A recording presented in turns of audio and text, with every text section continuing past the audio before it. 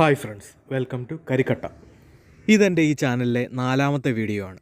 ഞാൻ ഈ video edit ചെയ്യുമ്പോഴേക്കും എൻ്റെ മുൻ വീഡിയോയ്ക്ക് 2 വ്യൂസാണ് ലഭിച്ചിട്ടുള്ളത്. വാസ്തവത്തിൽ ആ 2 വ്യൂസും എൻ്റെ ഭാഗത്തു നിന്ന് തന്നെ ഉണ്ടായതാണ്. അതായത് വീഡിയോയുടെ ക്വാളിറ്റിയും മറ്റും പരിശോധിക്കാനായി ഞാൻ തന്നെ കണ്ടതാണ്. സത്യത്തിൽ എൻ്റെ ഈ വീഡിയോ മറ്റാരും കാണാത്തതിൽ എനിക്ക് ആരോടും യാതൊരുവിധ പരിഭവവുമില്ല. കാരണം ഞാൻ മുൻ വീഡിയോയിൽ പറഞ്ഞിട്ടുള്ളതുപോലെ ഞാൻ ഈ വീഡിയോകൾ ചെയ്യുന്നത് എൻ്റെ സ്കില്ലുകൾ ഡെവലപ്പ് ചെയ്യാൻ വേണ്ടിയിട്ടാണ്. അതായത് ഞാൻ മുൻപ് പറഞ്ഞിട്ടുള്ളതുപോലെ ChatGPTയുടെ നിർദ്ദേശപ്രകാരം കൺസിസ്റ്റൻസി മെയിൻറ്റെയിൻ ചെയ്യുന്നതിന് വേണ്ടിയാണ് ഞാൻ ഇത്തരം വീഡിയോകൾ ചെയ്യുന്നത്. കുറച്ചുകൂടി വ്യക്തമായി പറഞ്ഞാൽ, ഞാൻ വരയ്ക്കാൻ പോകുന്ന ചിത്രങ്ങൾക്ക് എന്തെങ്കിലും ഒരു പ്രത്യേക ലക്ഷ്യമുണ്ടെങ്കിൽ അതെൻ്റെ വരയുടെ കൺസിസ്റ്റൻസിയെ അനുകൂലമായി ബാധിക്കും എന്ന വിശ്വാസത്തിലാണ് ഞാൻ ഈ യൂട്യൂബ് ചാനൽ തുടങ്ങിയത്. അതോടൊപ്പം എനിക്ക് കാണികളുടെ അഭിപ്രായങ്ങളും നിർദ്ദേശങ്ങളും കൂടി ലഭിച്ചാൽ അത് എന്നെ സംബന്ധിച്ചിടത്തോളം ഒരു വലിയ അംഗീകാരം കൂടി ആയിരിക്കും.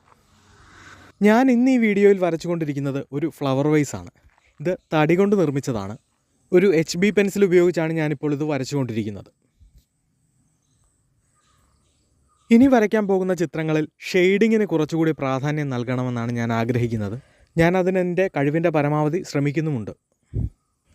അതേപോലെ വരും വീഡിയോകളിൽ കുറച്ചുകൂടി കോംപ്ലക്സ് ആയിട്ടുള്ള വസ്തുക്കളുടെ ചിത്രം വരയ്ക്കണം എന്ന് ഞാൻ ആഗ്രഹിക്കുന്നു. അതിനായി നിങ്ങളുടെ എല്ലാവരുടെയും പിന്തുണ എനിക്ക് ആവശ്യമാണ്. നിങ്ങളുടെ അഭിപ്രായങ്ങൾ തീർച്ചയായും കമൻറ്റുകളായി രേഖപ്പെടുത്താൻ മറക്കരുത്.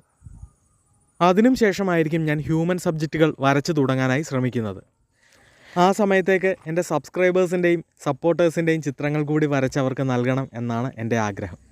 അതേപോലെ ചിത്രകലയല്ലാതെ കലയുടെ മറ്റ് പല മേഖലകളും എക്സ്പ്ലോർ ചെയ്യണം എന്നെനിക്ക് വളരെയധികം ആഗ്രഹമുണ്ട്.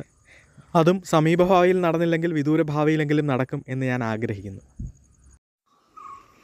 ഈ വീഡിയോ കണ്ട ആരെങ്കിലും ഉണ്ടെങ്കിൽ അവർക്കെല്ലാം ഞാൻ നന്ദി പറയുന്നു. അടുത്ത വീഡിയോയിൽ കാണാം. ബൈ.